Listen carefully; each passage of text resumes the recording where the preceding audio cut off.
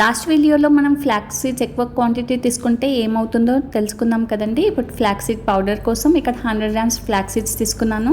లో to medium ఫ్లేమ్లో చక్కగా వేయించుకోవాలి. ఇందులో న్యాచురల్ ఫ్యాట్స్ ఉంటాయి కాబట్టి ఆయిల్ రిలీజ్ అవుతుంది. చక్కగా వేగిపోయింది. ఇప్పుడు ఒక ప్లేట్లోకి తీసేసుకోవాలి. 100 గ్రామ్స్ ధనియాలు కూడా తీసుకోవాలి. కప్ మెజర్మెంట్లో తీసుకుంటే 1 కప్ ఫ్లాక్స్ సీడ్స్ తీసుకుంటే 2 కప్స్ ధనియాలు అవుతుంది.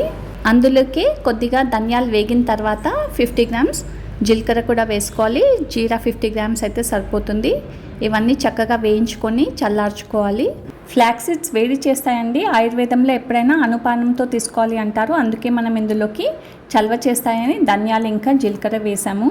అన్ని 3 కలిపి గ్రైండ్ చేసుకోవాలండి, లేకుంటే ముద్దగా అయిపోతుంది. చూసారు కదా, మన ఫ్లాక్స్ సీడ్ పౌడర్ రెడీ అయిపోయింది. ఇక్కడ మనం చేసుకున్న పౌడర్ బేసిక్గా మజ్జిగలో వేసుకొని తాగడానికి, లేదంటే ఏదైనా కూరల్లో వేసుకొని చేసుకోవడానికి చేసామండి. ఇప్పుడు మీరు కావాలంటే అన్నంలో మొదటి ముద్దలో వేసుకోవడానికి కరివేపాకు పొడి, ఎండుమిర్చి అవన్నీ కూడా వేసుకోవచ్చు. ఇది ఇక్కడ 15 డేస్కి సరిపడా పౌడర్ చేసుకున్నాను. ఆయుర్వేదంలో ఎప్పుడైనా 15-20 డేస్ వరకు సరిపడా పౌడరే చేసుకోవాలి. మీరు ఈ ఫ్లాక్స్ సీడ్ పౌడర్ ట్రై చేయండి. ఎక్కువ క్వాంటిటీలో వాటర్ తాగండి అండ్ తక్కువ పౌడర్ తీసుకోండి. మన ఛానల్లో ఇంకా ఇలాంటి healthy drinks and healthy powders ఉన్నాయి. ప్లేలిస్ట్ చూడండి. నచ్చితే సబ్స్క్రైబ్ కూడా చేయండి. అందరికీ కూడా షేర్ చేయండి. Thank you.